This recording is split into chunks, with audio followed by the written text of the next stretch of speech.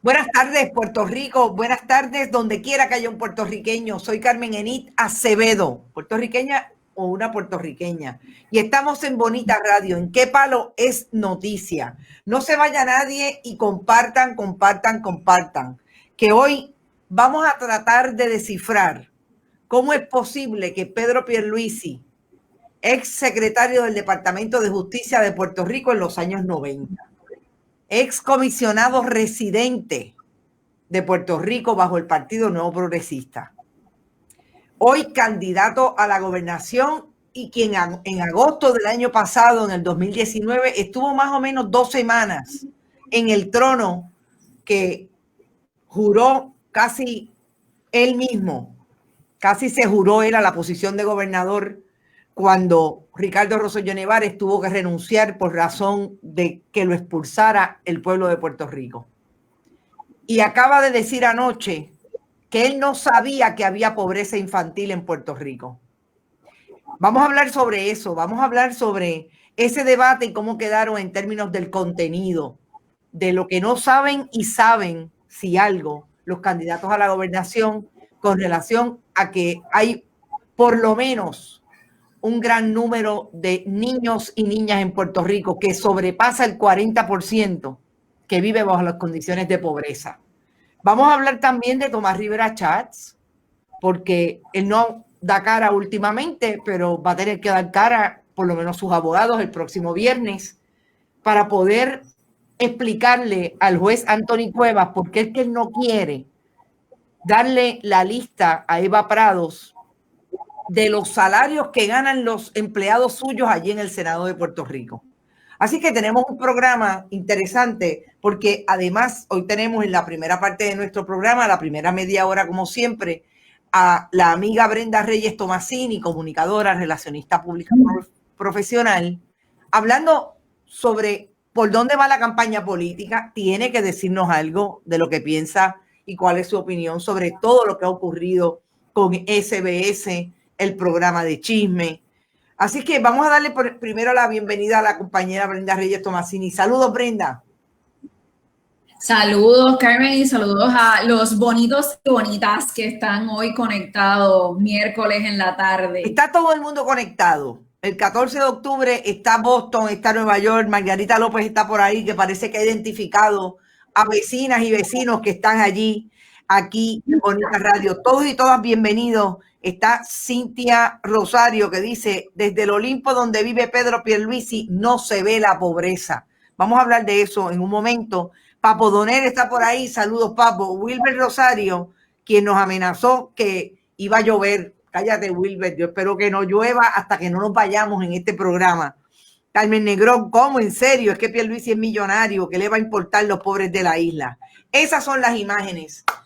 Y yo aquí voy a usar una imagen de una colega periodista, cuyo nombre no voy a decir, pero quizás ustedes recuerden, que en un momento dado en la historia, en los últimos, estoy segura que fue en estos últimos 10 años, hizo una expresión de que después de un evento climatológico, huracán, se había dado cuenta de la pobreza que había en Puerto Rico, que es como si ese evento hubiera destapado la pobreza que había en Puerto Rico. Yo creo que vamos a empezar por el debate infantil. Fíjense cómo está mi lapsus lingüe hoy. El debate infantil. Es posible que haya sido infantil, pero no por el tema precisamente. El debate que supuestamente trajo o iban a discutir lo que el Instituto de Desarrollo de la Juventud establece hace un tiempo a nivel de su trabajo, y es el nivel de pobreza en que viven los niños y las niñas. Y yo quiero hacer primero una introducción y vamos a hablar entonces con Brenda Reyes sobre este asunto.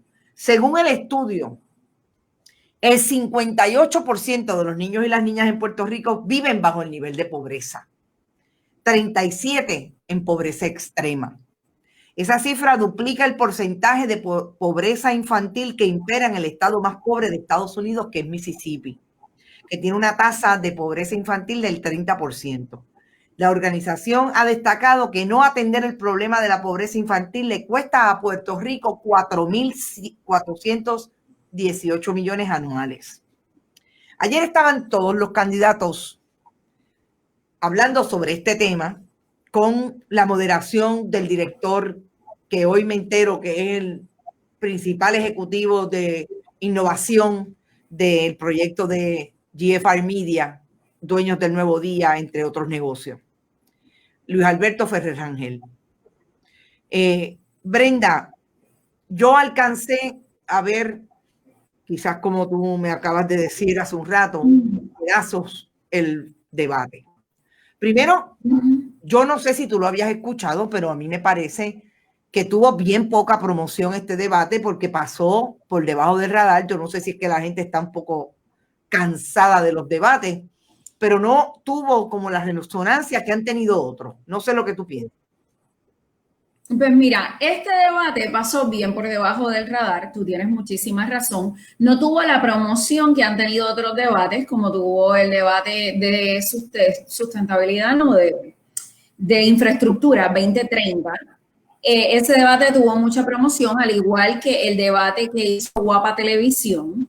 Así que este debate y este foro pasó por debajo del radar. Yo me enteré, si tú supieras, por mi hijo de 15 años, que él vino y me dijo, mamá, ¿no vas a ver el debate de pobreza? Y yo, debate de pobreza. Y rápido la amiga María Eugenia Buscaglia me escribe, Brendy, ¿estás viendo el debate? Y yo, espérate, vamos a buscarlo. Entonces lo sintonizo en el Canal 6, que lo tenía en la plataforma online de ellos en vivo, y lo tenía por las redes sociales, pero el Instituto de Desarrollo de la Juventud no lo tenía en sus redes sociales, yo no encontré nada. Sí. Sé que GFR Media estaba auspiciando, ellos pues tuvieron también un resumen, hubo un resumen en el día de hoy. Yo lo vi por pedazos, si te soy honesta, yo vi más de lo mismo, pero yo vi unos candidatos disasociados con el tema de la pobreza. Tal vez Alexandra Lúgaro y Juan Dalmau fueron los que mejor lucieron hablando de sus propuestas. El doctor César Vázquez no participó, pero a mí me pareció que no estuvieron todos. Sí. Y voy a recoger un poco lo que está diciendo nuestros internautas. Precisamente, Zuli García dice, todos no, a César Vázquez no le importa la pobreza de los niños. Continúa, Brenda, y perdón, disculpa que te interrumpí. No, pues mira, yo te diría que a mí el tema de la pobreza, pues yo creo que es algo prevaleciente en nuestra sociedad, máxima luego del paso del huracán María, donde pues muchas personas quizás no sabían los altos niveles de pobreza en Puerto Rico. El Instituto de Desarrollo de la Juventud publicó un informe al inicio de la pandemia y ese informe recoge unos datos. Yo escribí un artículo casualmente sobre el tema de la sustentabilidad alimentaria, porque la pobreza no es solo la educación. Entonces yo entiendo que fue un debate reduccionista. Claro. Alternativas ofrecidas, por ejemplo, por el licenciado Pierluisi, pues vamos a reclutar maestros retirados. Como si tú tener un muchacho entretenido haciendo tareas de 3 a 6 fuese algo que es conducente a la no pobreza. O sea, propuestas concretas, soluciones concretas. Como te digo, yo vi a una Alexandra Lúgaro más en control del tema, al igual que un Dalmau. Pero soluciones simples a problemas complejos no son una buena receta. La pobreza no es solamente educación, que era lo que te comentaba un poco previo a iniciar el programa. Yo creo que la pobreza requiere... It takes a village to raise a child, dicen. Claro. Y yo soy madre. Y como madre identifico, sí, hay unas necesidades como madre sola que estoy levantando a los niños. Pero por otra parte, yo creo que la pobreza tiene que ver con condiciones de vida, con justicia ambiental en las comunidades donde viven esos niños. Claro. Con ocio, con recreación, con actividades extracurriculares. Sí, pues unas propuestas, vamos a poner a los comedores escolares a dar comida, ¿verdad? Que den comida, desayuno, almuerzo, pero mira, es que tuvimos ahora a principios de la pandemia problemas con el asunto de los comedores escolares. Claro. Hubo que ir hasta el tribunal para que se sirviera la comida, entonces la gente no la iba a buscar. O sea, realmente la pobreza es un fenómeno muy complejo para tú debatirlo en escasas 2-3 horas Y encima de debatirlo en escasas 2, 3 horas y que cada cual tenga su turno al bate, decir que tú no conoces el tema de la pobreza. Claro, ahí tengo que decir que cuando tú te ganas 600 y pico de mil de dólares al año y vives en una burbuja, tú no puedes ver la pobreza. Y para ver la pobreza, yo invito a la gente que visite a las comunidades en Puerto Rico.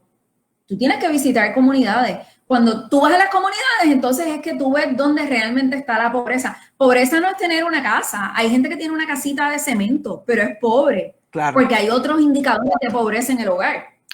Mira, yo voy a interrumpirte para decir algo con relación a Pierluisi, que tú muy bien traes. Es una persona con un ingreso de sobre $600,000.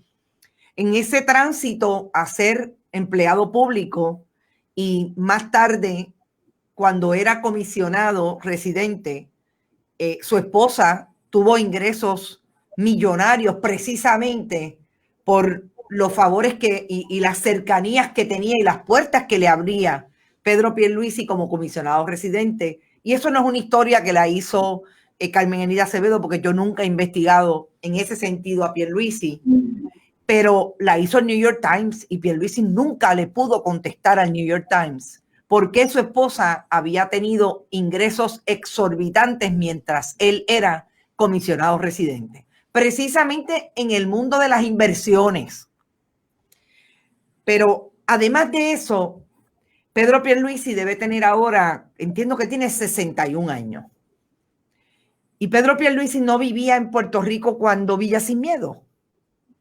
Y Pedro Pierluisi no vivía y no era precisamente secretario del Departamento de Justicia cuando la policía y el Departamento de la Vivienda quería sacar de Toa Baja a una comunidad entera, alegando que habían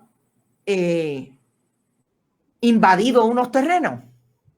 O sea, que Pedro Pierluisi no pasa cuando va al centro de convenciones, no pasa por Puerta de Tierra, no pasa por Santurce, no cuando va a la Cuba de Oro, cuando va a la Junta de Control Fiscal, donde era asesor, no pasa por Barrio Obrero, por Las Monjas. Carmen, o sea, mira, tan sencillo como que cuando el licenciado Pierluisi estudiaba en el Colegio Marista, tiene que haber pasado por la comunidad de los filtros, que se debe desestimar.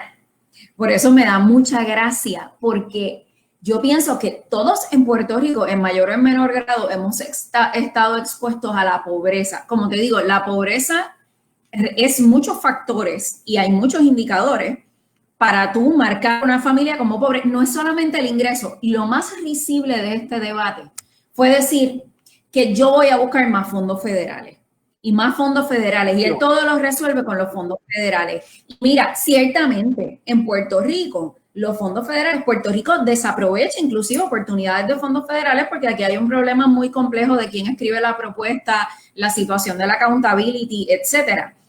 Pero yo te diría que no todo se resuelve con fondos federales. Hablemos de redes de apoyo. Hablemos de facultar a nuestras comunidades con centros donde los niños puedan tener acceso a entretenimiento que sea sano. Hablemos de erradicar problemas de drogadicción en nuestras comunidades. Hablemos de generación de abuelos cuidando niños, criando niños. O sea, es que es un problema bien complejo y la solución no es tan sencilla. Y a mí, pues, esto de los fondos federales me estuvo sumamente llamativo cuando el todo es, voy con Jennifer a Washington, vamos a buscar fondos federales y aquí todo se resolvió. Mira, yo creo que ese es el discurso populista del Partido Nuevo Progresista, que precisamente mantiene a ese partido vivo con ciertos sectores y hablan exclusivamente de la lavadora y la estufa que te van a poner y te van a entregar antes de las elecciones. Es lo que hacen los candidatos del Partido Nuevo Progresista y muchos otros candidatos, pero que parece que el PNP fue a coger un curso a algún sitio donde le dijeron, esto es lo que vas a hacer y de esta manera vas a ejecutar tu proyecto campaña eleccionaria para lograr tener ese grupo. Pedro Pierluisi fue ayer a ese debate a hablar solamente de la máquina de dinero que va a traer a Puerto Rico cuando él sea candidato. Como si la pobreza no como si la pobreza no fuera el cierre de las escuelas. Como si la pobreza no fuera las madres dirigiendo familias que no pueden y no tienen la capacidad por razón de que no hay ningún apoyo gubernamental con relación al cuidado y a la educación de sus hijos y sus hijas, y se mantienen en ese círculo de la pobreza precisamente por eso. Como si la pobreza no fuera que en la montaña, que son los sectores, los municipios más pobres de Puerto Rico están en la montaña, además de los diferentes bolsillos de la urbe. Como si la pobreza no fuera que una mujer con 3 hijos tiene que bajar al pueblo de Adjuntas a pie porque no hay transportación pública. Es una vergüenza que en el 2020 Pedro Pierluisi le diga al país a través, irónicamente, paradójicamente, de las estaciones públicas del gobierno de Puerto Rico, que él se vino a enterar por ese debate que había pobreza infantil en Puerto Rico. Pues ¿sabes qué? No solamente se colgó, merecen muchos de los pobres de su partido que le cuestionen por lo menos antes de llegar a las elecciones cómo es posible que se atreva a decir que no sabía que habían pobres en Puerto Rico. Y tú hablas de un candidato a la gobernación que tiene un nivel de ingreso como el que tú has dicho. Si la María Calderón llegó rica a la gobernación de Puerto Rico y su proyecto fundamental, y era una persona rica cuando llegó, y lo sabemos, y su proyecto fundamental a partir de 2000 fueron las comunidades especiales. Tampoco Pierluisi sabía que había un proyecto de comunidades especiales que identificó todas las comunidades pobres en Puerto Rico. Brenda, es que es injuria sobre ofensa. Sí, y mira, 2 anotaciones a eso. Ahorita te decía la zumbabilletes. Mira, en los años 90, cuando yo trabajaba en publicidad, relaciones públicas, fines de los 90 en las firmas, nosotros hacíamos estas campañas integradas de comunicación y para atraer público se alquilaba una máquina que tenía una estación de radio que se llamaba la zumbabilletes, y cada vez que Pierluisi mencionaba anoche, y como te digo, lo vi por pedazos, pero cada vez que él hablaba de los fondos federales, yo me imaginaba la máquina de los zumbabilletes haciendo así, que tú te metías en la máquina, era que agarrar todos los billetes posibles, como si agarrar billetes fuese la solución a unos problemas que tú tengas en tu hogar de convivencia, problemas sociales en tu comunidad. O sea, eso era lo que yo sentía cada vez que yo lo escuchaba a él hablar. Anoche pensaba en esa máquina, en la zumbabillete. Eso es 1.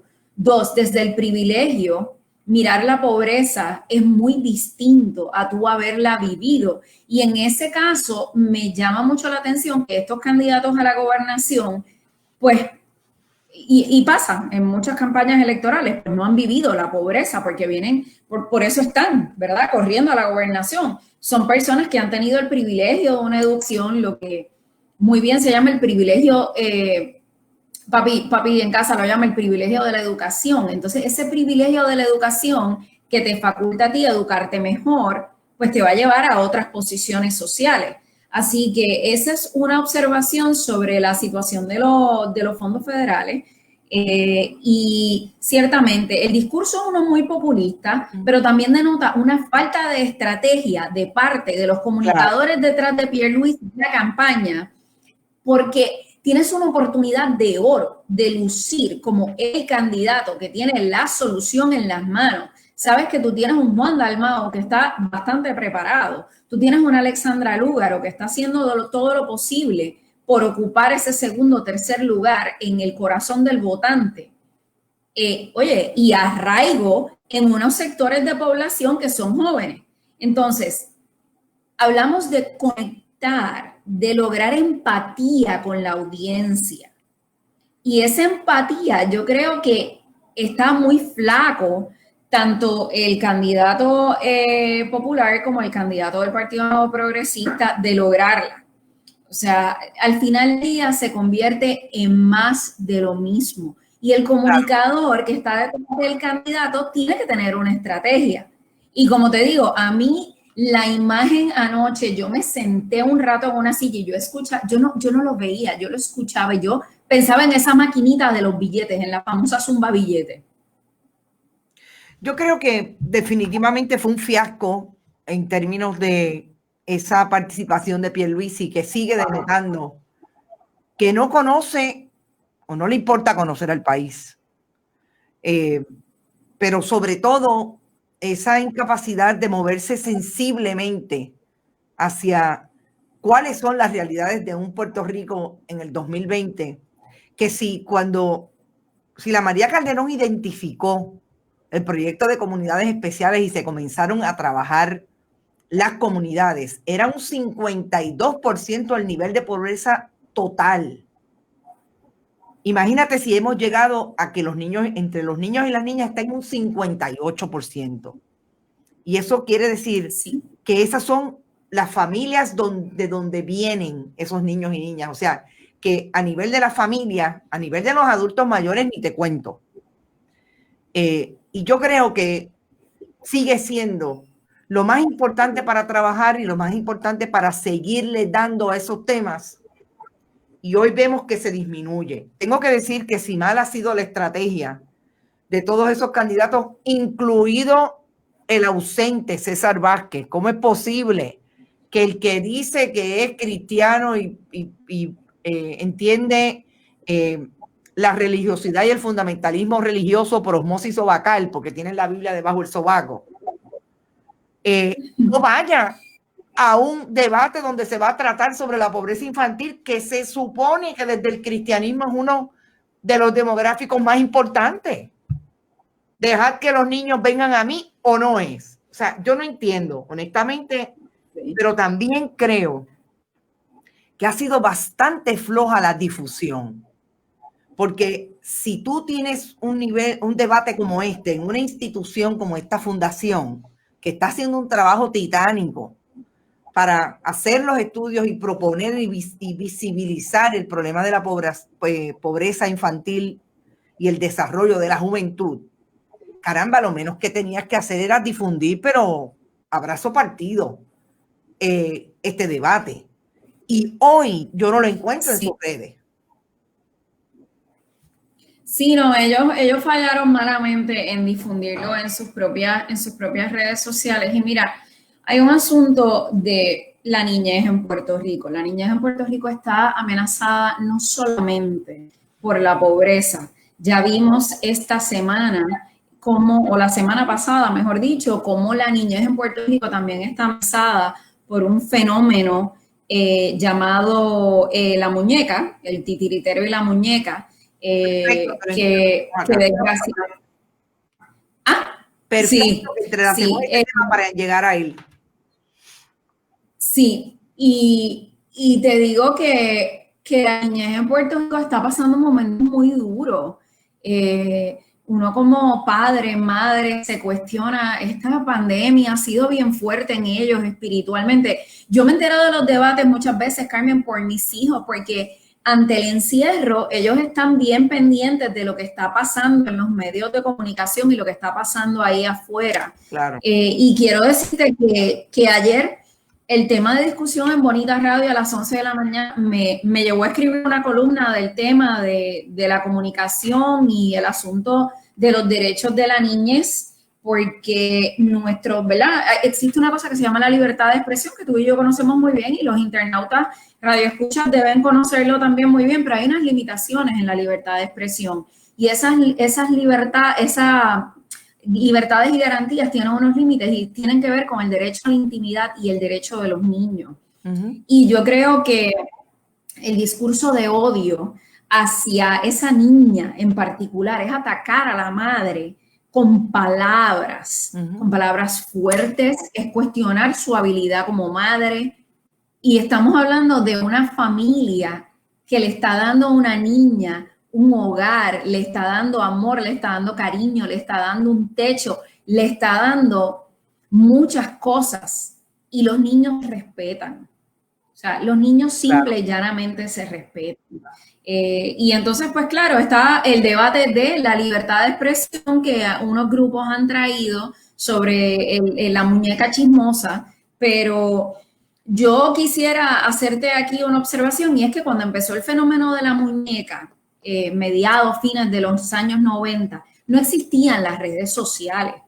Y la muñeca se quedaba en un programa de televisión que la gente veía. El problema es que ahora el chisme de la muñeca o la desinformación de la muñeca o la media verdad de la muñeca viaja a la verdad de un rayo. Claro. Porque está pasando en vivo, alguien está aquí, lo está tuiteando, lo está comentando en Facebook y entonces hay una difusión inmediata de esa desinformación. Y la difusión de desinformación no crea conocimiento. O sea, y tenemos un país que necesita pensar más de forma crítica. Es un ejercicio crítico que tenemos que hacer todos los días, valorativo, agarrar ese periódico, desmenuzar, escuchar medios independientes.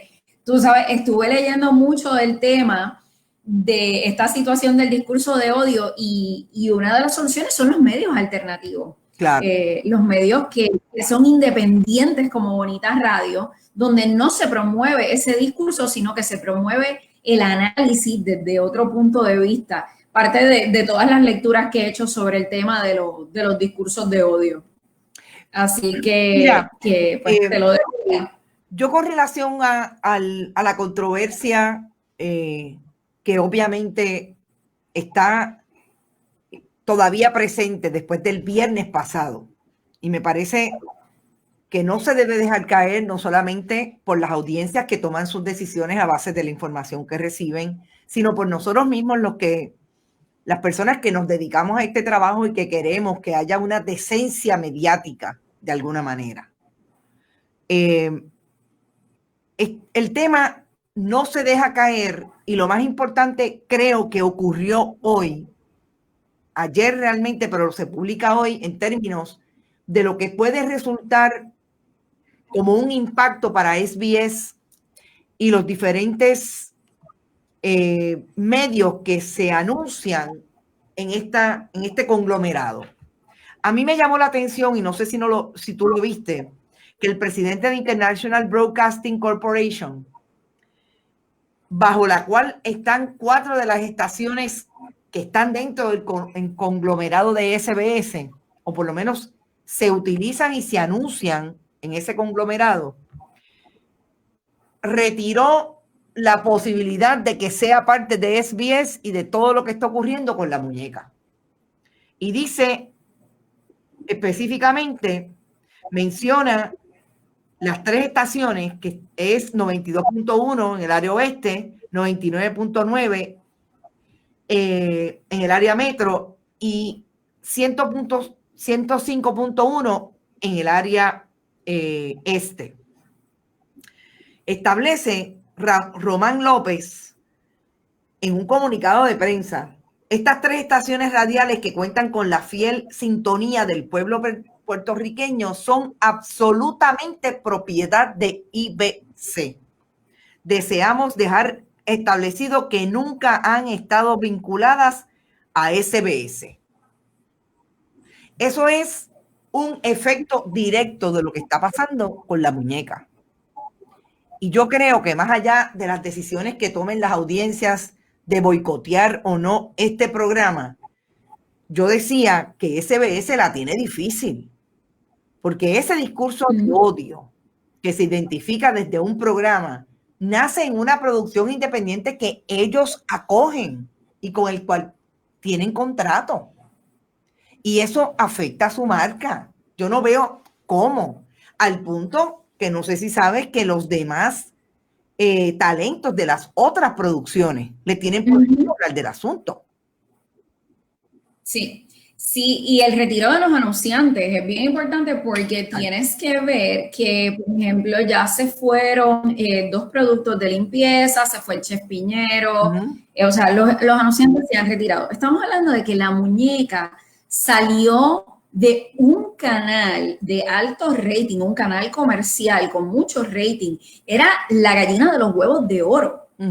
en su momento dado, en ese canal, era la que arraigaba, la que anclaba, la que llevaba ese presupuesto de medio, el caballito de pelea que tú vendías, y precisamente por un discurso de odio anteriormente, donde, ¿verdad? Una persona fue asesinada, se tergiversó la situación, se dijo, no se dijo, un discurso de odio, porque esta persona, la forma en que fue asesinada, pues daba a entender que la persona pertenecía a la comunidad LGBT, a pesar de que creo estar casado, no recuerdo muy bien los datos, pero el discurso de odio sacó a la muñeca. Y como te digo, siempre es muy importante ver la evolución de la muñeca a través de la óptica de los medios de comunicación, porque la muñeca empezó en el canal de los deditos. Y la muñeca empezó como un segmento a mediodía en el canal de los deditos. De ahí se mueve a una producción a las 6 de la tarde, pero no es hasta que hace el brinco famoso a Guapa Televisión que todo el mundo quería estar en el programa de la muñeca.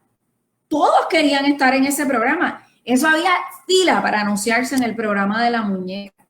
Y estamos hablando que ahora mismo, mira a ver cuántos anunciantes le quedan. Yo realmente el programa de la muñeca no lo he visto en muchos, muchos años. Nunca fui fanática del programa de la muñeca, ni me gustan los programas de chismentación. Creo que como comunicadora hacen un flaco servicio al intelecto del pueblo, no aportan conocimiento a las personas, no les dan información para que lleguen a un juicio valorativo, un juicio de conocimiento sobre asuntos que impactan su vida diaria, porque el programa de la muñeca lo que hace es propagar medias verdades y chismes de gente que a uno ni le interesa, ni le va ni le viene. Claro. Pero es importante que este conglomerado mediático está sufriendo su imagen en pellejo propio. Claro. Está sufriendo la situación de la imagen. Oye, y acuérdate que la reputación es un valor intangible. Tú nunca puedes ponerle un valor a tu reputación. Tú puedes hablar de ingresos que tú dejas de recibir, pero la reputación es un valor intangible. Eso siempre, como relacionista, lo recalco. Y te hago aquí el puente para hablar del fallecimiento, hablando de la imagen y de la reputación de quien fuera el padre de las relaciones públicas en el país, mi querido Fernando Valverde, mi ex jefe, quien fuese mi jefe en PLUS Public Relations. PLUS era el brazo de relaciones públicas de Premier Donado y Asociados. También Premier fue una mente brillante en el mundo de la publicidad. Fernando llegó a PLUS a mediados de los años 90. Fue un excelente jefe. Hay una escuela completa de relacionistas públicos que tuvimos el privilegio de trabajar con Fernando. Y de Fernando aprendí que todo comunicador y todo relacionista tiene que tener una estrategia. Y él nos decía una frase, Carmen, muy famosa. Él nos decía todos los lunes en las reuniones de staff: you never assume, because when you assume, you make an ass of you and me. Claro. Y es que nunca asumíamos, porque haríamos el ridículo él y nosotros. Y esa frase ha sido bien importante en mi carrera como relacionista y estoy segura que en la de muchos colegas. Fernando fue una persona generosa, noble, creyó en las campañas de responsabilidad social empresarial. Mi primera campaña de responsabilidad social empresarial la diseñé de la mano de Fernando Valverde. Ahí está con Don Sixto Toro Cintrón, con Marisara Pont. Esos son tres pilares de los medios, de la práctica de las relaciones públicas. También, pues, muchos de ellos también en su momento dado hicieron sus pininos en los medios de comunicación. Don Sixto es el verdadero padre de las relaciones públicas en Puerto Rico, el abuelito. Y entonces Fernando, le decían el Ed Bernays puertorriqueño. Él trajo a Ed Bernays y esa foto fue una de esas visitas de Bernays a Puerto Rico. Bernays se considera el padre moderno de las relaciones públicas. Don Sixto, yo crecí en los pies de Sixto escuchándolo dictar discursos porque Sixto era el relacionista de mi padre. Y entonces Don Sixto era una persona muy dada a la comunicación. Él nos hablaba que los discursos y la comunicación debería tener siempre un hilo conductor. Y Fernando siempre fue hacia el servicio al cliente, siempre fue este tipo de persona que nos llevaba a pensar y a hacer investigación y a nunca asumir. Y creo que eso muchas veces le hace falta a lo que estamos viendo hoy día en los medios de comunicación en esta campaña política. Estamos viendo campañas donde no se hace la debida investigación para darte cuenta que la pobreza en Puerto Rico existe, que no te enteraste ayer. Claro. Bueno, yo creo que en el contexto de la muerte de Fernando Valverde hay que decir que ojalá los relacionistas públicos que van subiendo y muchos de los que están dirigiendo estas campañas, como tú dices, sobre todo muchos de los que están ahora mismo tratando de manejar las crisis que están ocurriendo en Puerto Rico. Si hay trabajo para alguien hoy en Puerto Rico, es para los relacionistas públicos manejadores de crisis. Y yo me espanto de las cosas que veo todos los días. ¿Cómo es posible que a SBS le tome el próximo viernes 7 días en salir a decir algo cuando precisamente es su reputación y su marca la que está en juego en este momento? Y no se trata exclusivamente del programa de la muñeca. Es el conglomerado, es el medio de comunicación, la marca de ese network completa lo que está en juego. Porque ya se cuestiona incluso que los otros talentos no hayan hablado. Y no hay un relacionista público que le diga que hay que hacer un manejo de crisis, que yo sé que es legal igualmente. Que haya alguien que se siente, oiga, si no salimos, esto se va a poner peor. Porque ya yo creo que se puso peor.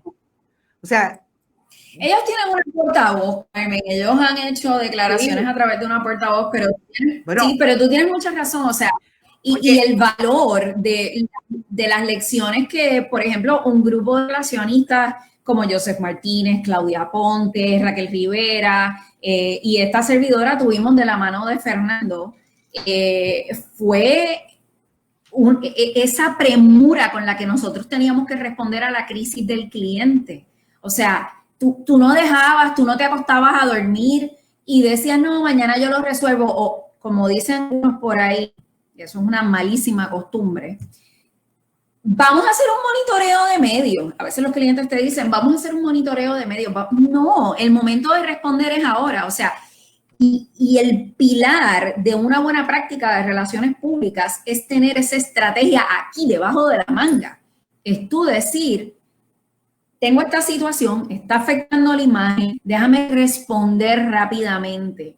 Y en el proceso, tú sí puedes, como digo, comprar tiempo en lo que, ¿verdad?, tomas otra serie de decisiones, porque el manejo de una crisis, y esto es otro programa, cómo se maneja una crisis, el manejo de una crisis exige unas acciones a corto, a mediano y a largo plazo. Claro. Y a corto plazo tú tomas decisiones que inciden en las decisiones de mediano y largo plazo, pero las decisiones de corto plazo te compran el tiempo en lo que tú haces la investigación apropiada para entonces desarrollar la estrategia de mediano plazo.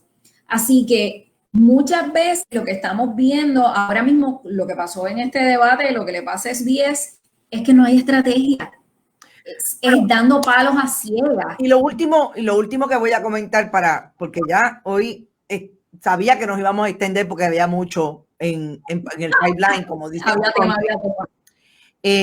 Es que al igual que pasa en el periodismo, me parece que en las relaciones públicas, en los profesionales, de la manera en que el contacto de una con ellos se da, sobre todo en manejo de crisis, el manejo de crisis que involucra, por ejemplo, el asunto legal requiere de mucho estudio.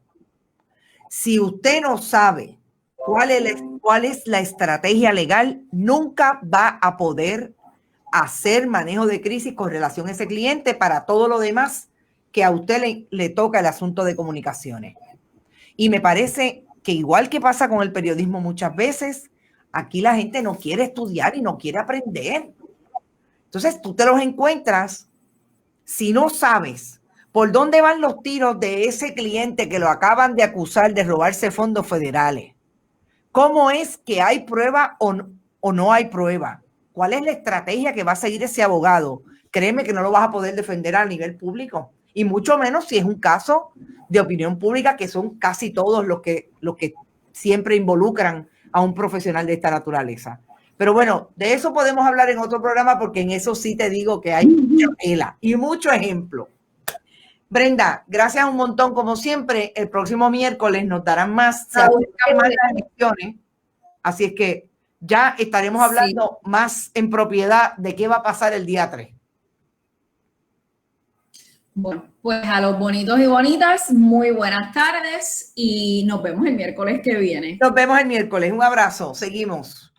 Bueno, y yo no puedo dejar de salir de este programa sin comentar, sin analizar lo que está en manos de un juez superior en términos de a 3 semanas de las elecciones. Plantear Tomás Rivera Chats que no le va a entregar los salarios, el número, cuánto se ganan los empleados del Senado de Puerto Rico, a la demandante, en este caso Eva Prados, abogada y candidata al precinto 3 de San Juan por Victoria Ciudadana. Esto es un pleito que está todavía en el caso del Senado. No ha habido ningún descubrimiento con relación a lo que también le pidió a la Cámara de Representantes, que, como he dicho, Carlos Johnny Méndez, presidente de la Cámara, decidió que él iba a ponerle un manto de secretividad a todos los expedientes de la Cámara de Representantes de sus empleados. Pero en el caso de Tomás Rivera Chats, fue al tribunal ayer y le radicó una moción de desestimación al juez por entender que ya él le entregó lo que él iba a entregar, que es, perdón, el listado de empleados, sin entregar los salarios. El juez Anthony Cuevas emitió hoy una orden para ambas partes para que comparezcan a una vista el próximo viernes a las 10 de la mañana. Y por ahí está, el señor director tiene el documento. Una orden estableciendo, vamos a ver la vista, porque yo creo que este caso lo podemos resolver, adelantar los procesos en una vista. Porque dice Tomás Rivera Chats que no lo va a entregar. Y en esa vista, en ese señalamiento a videoconferencia, tanto la defensa de Tomás Rivera Chats como la parte y la posición de la licenciada Eva Prado tienen que establecer por qué, en el caso de Eva Prado, tiene que entregarlo y que eso es información pública, y por qué Tomás Rivera Chats se niega. ¿Qué le pasa a Tomás Rivera Chats a 3 semanas de las elecciones? ¿Por qué no quiere entregar cuánto se ganan los empleados del Senado?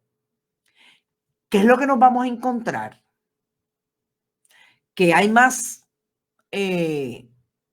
fantasmas de los que pensamos, que todos los ayudantes se ganan más que los legisladores, porque ya tenemos por lo menos 3 casos: Urayoan Hernández, Jun Rivera y Mari Carmen Más Rodríguez.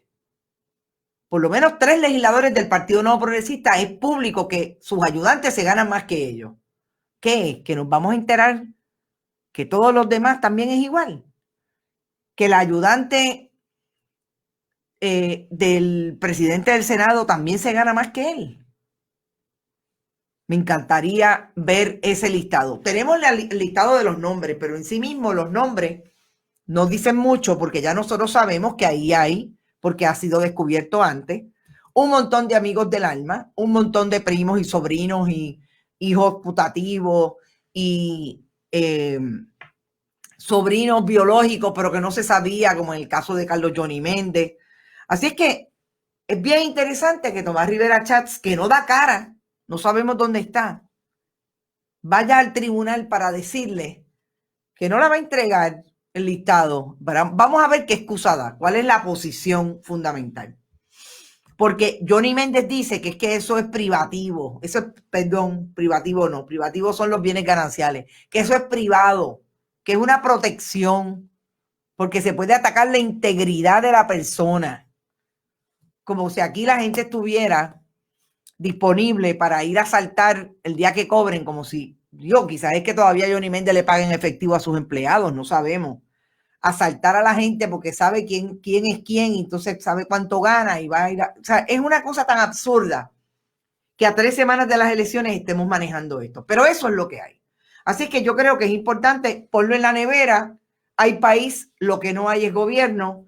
Ya sabemos por dónde van los tiros con la gobernadora que se puso en cuarentena porque ayer estuvo hablando con el secretario del Departamento de Salud en una reunión allí en Fortaleza. Dice Yanni Moreno, Tata Charbonnier hizo un comentario de que si se ponen a investigar el Capitolio se queda vacío. Yo no sé ustedes, gente, pero yo creo que yo voy a tener más trabajo después del 3 de noviembre que en estas 3 semanas. Porque yo creo que las investigaciones que se detuvieron porque estaban demasiado cerca de las elecciones, perdón, las investigaciones no se detienen, lo que se detienen son los arrestos. Van a salir, mire, así como efecto dominó después del 3 de noviembre. Así que va a ser interesante. Dalila Lozano dice, lo rapidito que Johnny Méndez hace una ley a favor de protegidos, pero a que no hace una ley para recoger toda la propaganda política antes del 1 de diciembre. Denise Debord dice Carmen Mercado, una vergüenza. Eso no es privado porque nosotros somos su patrono. De acuerdo, Marisol Camacho. Si es que trabajan con la chequera de Puerto Rico, pero piensan que es la de ellos. Es increíble. Pero bueno, ya yo me tengo que ir.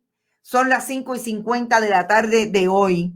Estamos a miércoles 14 de octubre. No se olvide que usted puede ir a bonitasradio.net. Allí puede donar a través de PayPal y tarjetas de crédito, que también puede hacerlo en Fundación Periodismo 21 en su ATH móvil.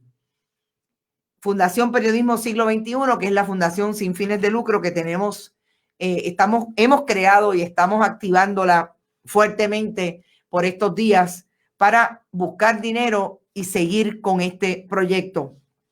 A mí de que seguimos con nuestro esfuerzo en Bonita Radio de buscar los auspiciadores y estamos, créanme, bien activos haciendo propuestas y buscando que todo aquel que tenga un producto que entienda que debe estar en el mejor lugar para que la gente lo consuma, lo vea, lo busque, es precisamente donde se produce periodismo de calidad, honesto, intelectualmente valioso y sobre todo en profundidad, análisis e investigación, que también puede enviar cheques o giros postales a Fundación Periodismo Siglo XXI. PMB 284, PO Box 1940, San Juan, Puerto Rico, 00919-4000. Rosa Banch, ya me comuniqué con las personas de Mayagüez y pronto los vamos a tener aquí, por lo menos virtualmente, para hablar del asunto del patrimonio edificado. Hay que darle agua caliente a Tata. Tata está. Gracias por el super programa, interesante. Gracias a ti, Rosa. Vi un video en Facebook, no lo terminé de ver, de una joven haciendo un análisis de Julio Muriente, una licenciada del movimiento ostosiano. Lúgaro, cómo el CPI manipularon al pueblo para sacar a Ricardo Rosselló el verano del 19. Anda para el carajo. Eso no lo he visto, lo chequearé. Analfabetos funcionales. Buenas tardes, me voy. Llegó UPS, dice Carmen Mercado. Excelente proyecto periodístico. Gracias, Sonia Rueda. No se olviden, iVoox, iTunes y Spotify. Allí están los podcasts. Puede ir a YouTube, le da la campanita y le avisan cuando estamos al aire. Y como siempre, gracias a David Esperol por estar acá y a Brenda Reyes Tomasini también por compartir sus análisis y opiniones con nosotros. Nos vemos mañana a las 11 en Esto es lo Último. Que descansen y hasta mañana.